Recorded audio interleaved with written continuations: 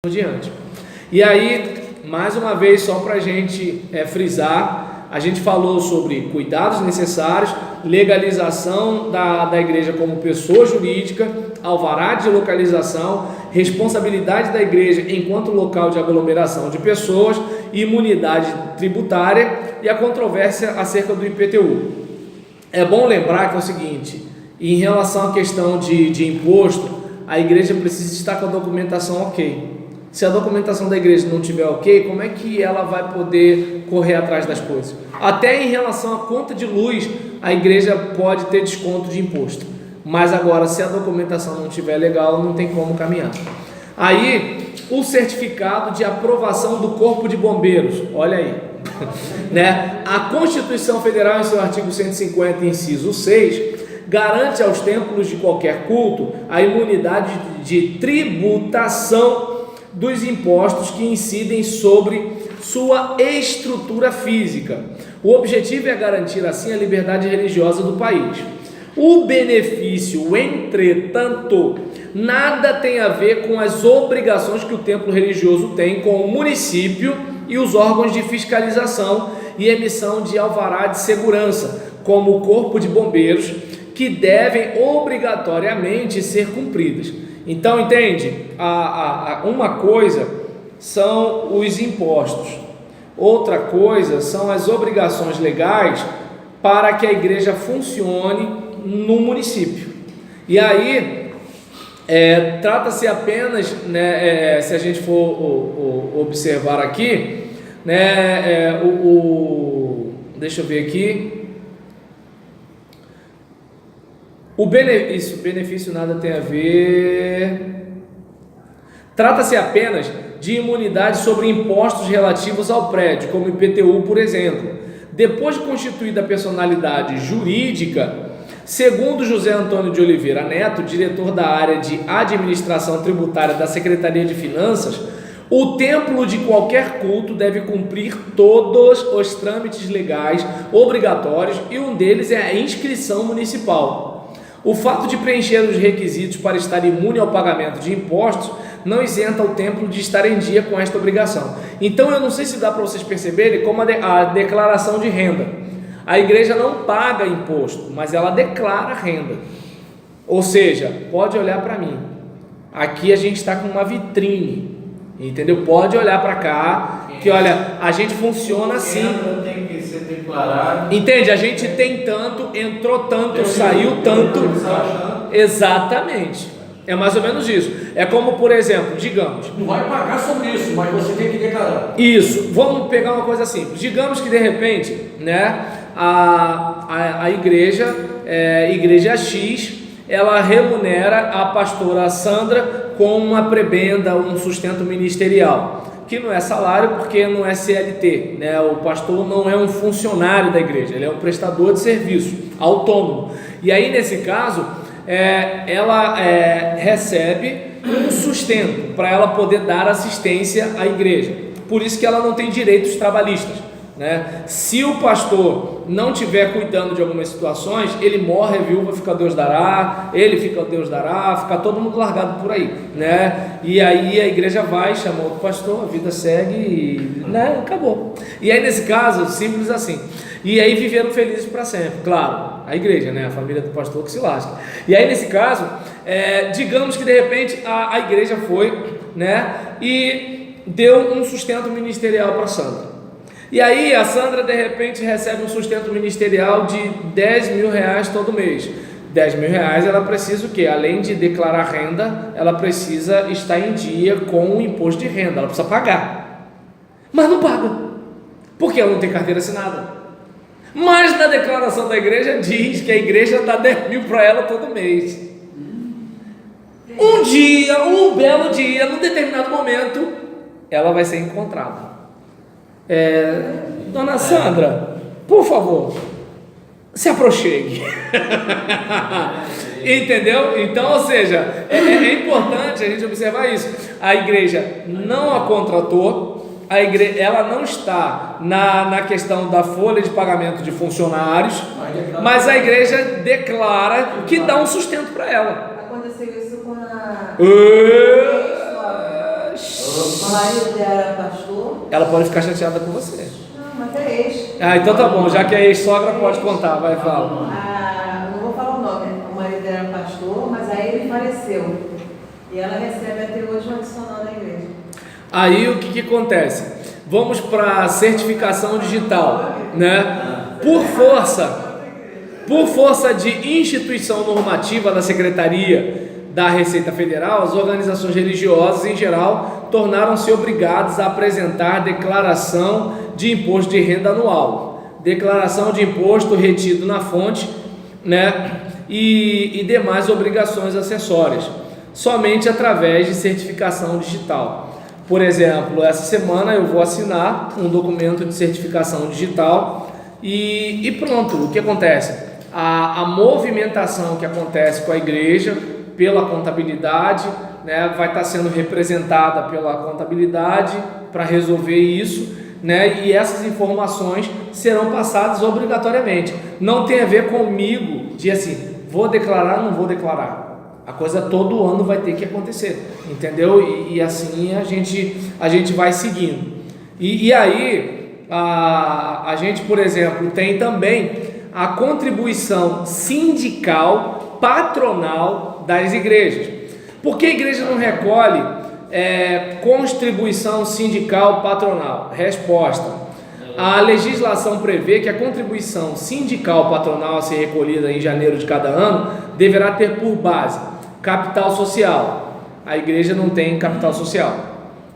B. Na falta de capital social, deve-se tomar por base 40% do movimento econômico. Em se tratando de igreja, não se deve falar em movimento econômico. Igreja subsiste de doações, não visa lucro. No seu balanço anual, não aparece lucro ou prejuízo, mas sim superávit ou déficit. Porém, para gozo desse benefício, são necessários 3 requisitos: não remunerar seus dirigentes, diretoria, por exemplo, né, diáconos, obreiros, esse negócio todinho. Isso está previsto no estatuto e não se deve confundir a figura do pastor, que muitas vezes figura como presidente, muitas vezes porque nem sempre é. Como presidente, ele não ganha nada. Como pastor, ele faz jus aos seus proventos pastorais. Não sei se deu para perceber a diferença. Ele tem os seus proventos pastorais porque ele precisa comer, e ele está se dedicando àquelas pessoas. Então, olha, vamos sustentá-lo para que ele possa exercer essa função. Mas tem um percentual, né? Entende? Não é bem percentual. A igreja dá o que a igreja quer ou o que a igreja pode. Às vezes a igreja pode mais do que quer, às vezes a igreja quer mais do que pode, né? Então, assim, às vezes a igreja pode dar, mas não dá. Às vezes a igreja não pode, mas às vezes a igreja se desdobra para dar, entende? A nossa igreja está há 2 anos sem dar um sustento para o nosso pastor. Entende? Varia de igreja para igreja. Paga plano de saúde, mas não tem por causa da obra, está fazendo a obra. Então, eu vi na Batista que ia ter um piso, né? Que ele estipula para dar com... Então, mas o que acontece? Cada igreja é autônoma. Então a igreja pode fazer e pode não fazer, entende? E assim por diante. Não, o que eu ia falar é o cara do falando. Então não tem um piso salarial. Estou falando de igreja batista. Em igreja presbiteriana tem. Falando de igreja batista. Então, igreja batista não. Tem, então varia o salário? Claro. Hoje é uma, amanhã mês que vem. A realidade, não, olha só. O que a gente está, isso, o que a gente está falando aqui é de igreja para igreja. Por exemplo, Igreja Batista Central em Vigário Geral é diferente da Igreja Batista em Jardim América, que é diferente da Igreja Batista Teles de Menezes. Entende? Cada igreja é uma realidade. E agora, por exemplo, a igreja, ela tem um acerto de todo mês, dá X para sustentar o seu obreiro, certo? No caso, por exemplo, o obreiro que não é tempo integral, aí é uma situação diferente. A igreja não está podendo dar o sustento ministerial do pastor. O pastor pode fazer o quê? Tudo bem, se eu trabalho como taxista, vou ter que trabalhar mais como taxista. Se eu trabalho como professor, vou ter que trabalhar mais como professor. Eu vou ter que diminuir o meu tempo para a igreja, né? Porque não tem como, eu tenho que viver. Mas agora, é que nem, por exemplo, às vezes uma igreja pode chamar vocês para tempo integral. Uma coisa que eu, pelo menos, entendo que tem que ser falado para a igreja. A igreja está pedindo tempo integral, mas a igreja tem condições de sustentar o obreiro em tempo integral? Nas oscilações econômicas do país, como é que vai ser esse obreiro? Vai cortar assim? O camarada ele tem água, luz, comida, fralda, seja lá o que for, plano de saúde, aluguel, né? Essas coisas todinhas. Aí, por exemplo, mas agora a igreja, vamos lá, a igreja da pastora Sandra dava 10 mil, aí, só que antes a igreja tinha uma entrada de 50 mil, então ela podia dar 10 mil, mas agora a entrada da igreja é de 20 mil, como é que a igreja que tinha uma entrada de 50 vai viver com uma entrada de 20, e como é que vai dar 50% da entrada para a pastora? Pronto. Vamos ter que descontar aqui, mas ela só tem o dinheiro da igreja. Então, se vocês são pastores, vocês precisam se resguardar disso na hora da conversa, quando a igreja chama para conversar. Pastor, a gente quer que o pastor seja de tempo integral. Olha só, irmãos, a situação é essa, isso daí a gente aprende com a experiência, né? Porque no início a gente é romântico, mas irmãos, a situação é essa. Se não vai poder oferecer o sustento, não exija, né? E às vezes a igreja toda não exige, mas a liderança exige. Faz o quê? Não fique refém da liderança. Chama a igreja toda para conversar. Irmãos, os líderes da igreja querem que eu seja de tempo integral e de dedicação exclusiva. Mas eu pergunto para os irmãos, se houver uma dificuldade desse tipo, vai ficar todo mundo dizendo que o pastor ganha um dinheirão enquanto a igreja está passando dificuldade? Ou vamos ser honestos e vamos dizer que foi a gente que disse para ele que era para ele ser tempo integral? Bem colocado. Está dando para entender? Porque se o pastor trabalha fora, como o caso que o pastor do Fernando fez, é o seguinte, eu posso... Por que eu estou dizendo como o pastor do Fernando fez? Porque eu não preciso perguntar se ele tem outra fonte de renda. Porque para ele poder abrir mão durante 2 anos do sustento ministerial da igreja, é por quê? Porque ele tem de onde tirar alguma coisa para comer, gente. Aí mas o pastor é mercenário. Não é mercenário. A igreja chamou ele para viver só daquilo. Aí digamos que de repente ele está há 15 anos naquela igreja, ele está desatualizado do mercado há 15 anos. Ele vai voltar quando? Como? Então, se vocês, meu chamado é pastoral, tem o romantismo no ministério, e essa eu queria que vocês guardassem. Essa frase não é minha, foi meu pastor que disse para mim, né? Pastor Dager de Oliveira Pereira, e guarda essa frase. Existe uma diferença entre o romantismo do ministério e a realidade do ministério. Existe uma diferença entre o romantismo do ministério e a realidade do ministério. Não vamos esquecer disso. Então, se vocês são pastores, tem que ter esse papo reto. Existe uma diferença entre o romantismo do ministério e a realidade do ministério. E aí, o que acontece? Eu, numa associação pastoral, eu conversei isso com os irmãos. Falei, porque se o pastor ficar endividado, vai todo mundo dizer que o pastor é mau caráter. Se o pastor ficar com juros sobre juros no banco, vai todo mundo dizer que o pastor é enrolado. Mas agora, até que ponto ele recebe um sustento à altura da demanda que ele tem? Porque visita, combustível, não tem só combustível, tem manutenção. Não tem só manutenção, tem prestação do carro. Não tem só isso, tem IPVA. Não tem só IPVA, ele tem também o DPVAT, tem seguro. Então tem um monte de situação, só aí vamos lá, né?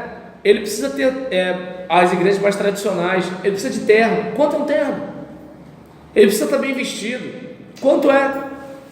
Aí vamos lá, ele está comendo bem? Alguém já se perguntou para saber se o pastor está comendo proteína em casa? Pode parecer bobeira, entende? Alguém sabe se de repente ele está precisando de um acompanhamento, de uma terapia, de um cuidado? Ele vai para cemitério, ele vai para gente terminal, ele lida com crise conjugal. Aí se bobear, tem alguma irmã que está de olho nele e ele está lutando ali para não cair na insinuação. Pode ter ciúme da esposa, entende? O filho é cobrado a ser exemplo de um monte de coisa. Olha esse monte de crise que está aí. Aí eu pergunto, quem dá assistência para esse cara? Aí quando o cara se suicida, se matou porque não era crente. Mas às vezes o camarada ele vai levando fardo acima de fardo, acima de fardo, acima de fardo.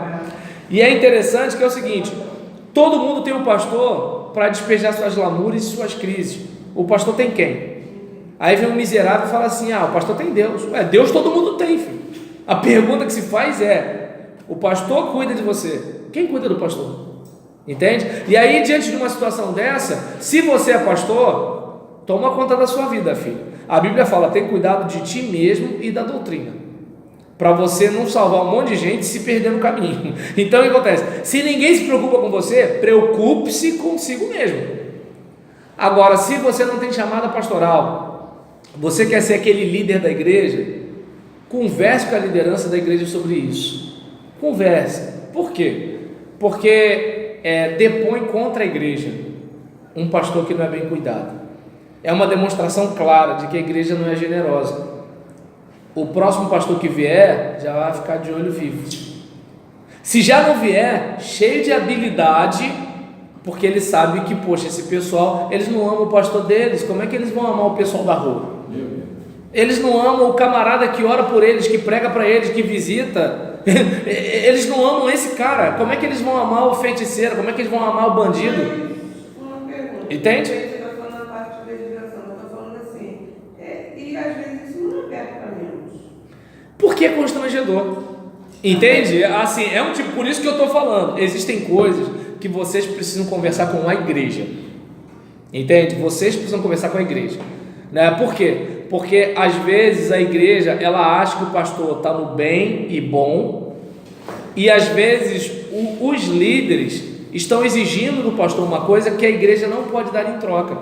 É como, digamos, eu quero que minha esposa, quando tiver com a idade da Luísa Brunet, esteja com a mesma beleza da Luísa Brunet. Primeiro, eu tenho dinheiro do marido da Luísa Brunet, minha esposa recebe um investimento em cosmético, em beleza, em estética, que é a Luísa Brunet. Então, Roberlan, tá entendendo? Afina sua viola, né? Como diz a música: meu amigo, se ajeite comigo e dê graças a Deus. Tá dando para entender? Então, vamos seguir, né? Ficou com uma pergunta. Oi. Eu falou aí que... Minha área não é direito, entendeu? Eu tô tentando caminhar com vocês. O senhor tá indo bem, tá? Obrigado. Quando o senhor fala do pastor, não tem contrato trabalhista. Não tem. Trabalhista. CLT. Ele é um autônomo. Isso. Qual é o contrato que ele tem com a igreja? Não tem contrato. Então, a qualquer momento pode não estar na igreja? Como é que é isso? Ele morreu? Hoje o senhor é o presidente da igreja. Exatamente. Tem uma comissão, né? Não sei se seria uma comissão de ética, comissão julgadora, não sei como é. O que acontece que é o seguinte: eu deixaria o ministério. A qualquer momento você está vulnerável a isso? A Batista tira, né, pastor? Pelo amor de Deus. A Batista tira, pegou pesado. Mas o que acontece? Digamos que convida a sair. Ou o pessoal faz um pouco de corpo mole, assim, ou o pessoal faz um corpo mole para o pastor ficar desmotivado e sair. Assim, tem aquela igreja que o pessoal vai pé na porta, entendeu? Faz uma reunião, conversa com ele: a gente não quer mais você, entendeu? Rola isso, depende de situação para situação. E tem aquela situação em que o pessoal assim: não vou tocar no ungido do Senhor, mas em compensação, assim, vai dando canseira no homem, entendeu? Tem essa situação. E tem aquele caso que o pessoal, né, vai assim, tentando cavar alguma coisa, né? Então, por exemplo, imagina, né, pastor Fernando está aqui trabalhando bem, né, na cidade aqui da Baixada Fluminense e tal, não sei o que, do Rio de Janeiro, e aí de repente alguém vai e não é nem descobriu, pode até inventar, uma menina grávida lá no Maranhão. Aí vamos fazer o levantamento.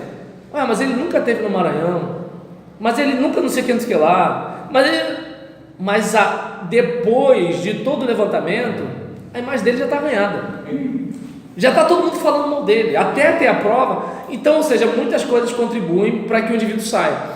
Esse pastor que foi procurar a assessoria contábil, né, da questão vitalícia, filho, não gostou, come menos, você que vai embora, porque a igreja é minha, eu sou presidente vitalício, meus filhos são herdeiros, entendeu? É outra situação. Agora, no caso da Igreja Batista, tem situações desse tipo. Mas aí tem algumas coisas que a igreja faz, mesmo sem ser pela consolidação das leis do trabalho, mas a igreja faz por generosidade, por gentileza, e a gente vai falar sobre isso daqui a pouco.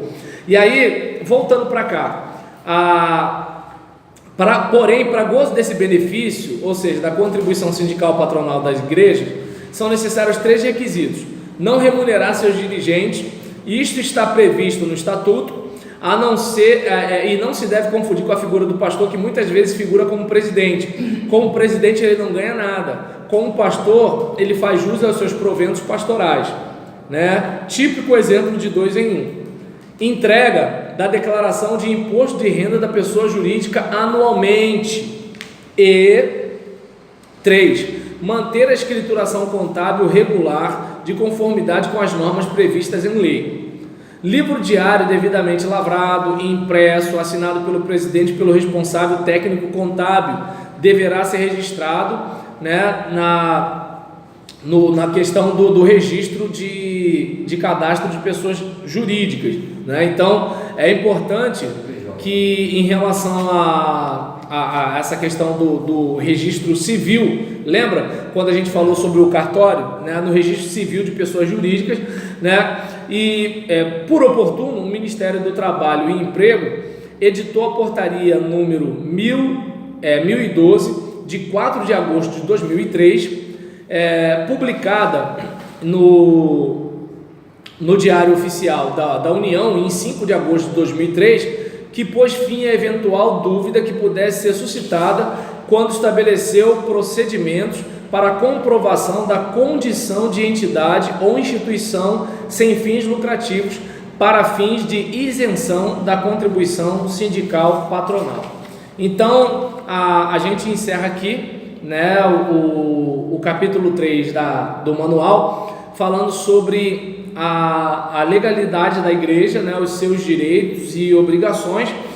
Recapitulando, né, o imóvel sede da igreja, os cuidados necessários que a instituição precisa ter, a legalização da igreja como pessoa jurídica, o alvará de localização para o funcionamento da igreja, a responsabilidade da igreja enquanto local de aglomeração de pessoas, a imunidade tributária da igreja, a situação da igreja em relação ao IPTU, a certificação de aprovação do Corpo de Bombeiros, é muito importante isso, e a certificação digital. E o fato de a contribuição sindical patronal das igrejas serem uma situação em que a igreja ela fica, de certa forma, isenta dessa contribuição, ela não recolhe essa contribuição.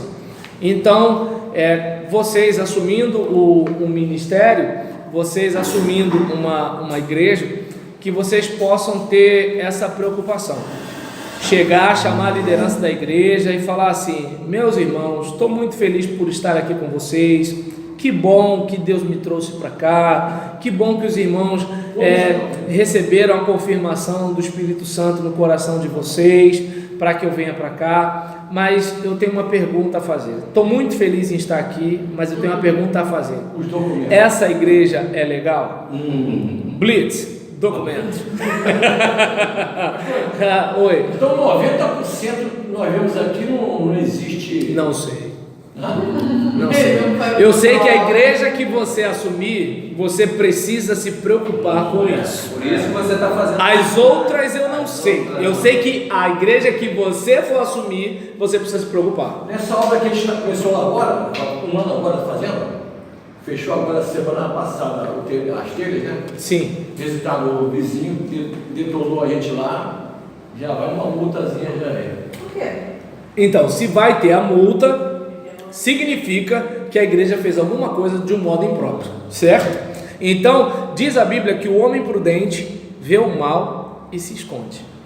O simples não. O simples olha, vê o mal e fala: oba, olha eu aqui, problema, vem em mim que eu tô facinho, mas vamos acabar. Lanche.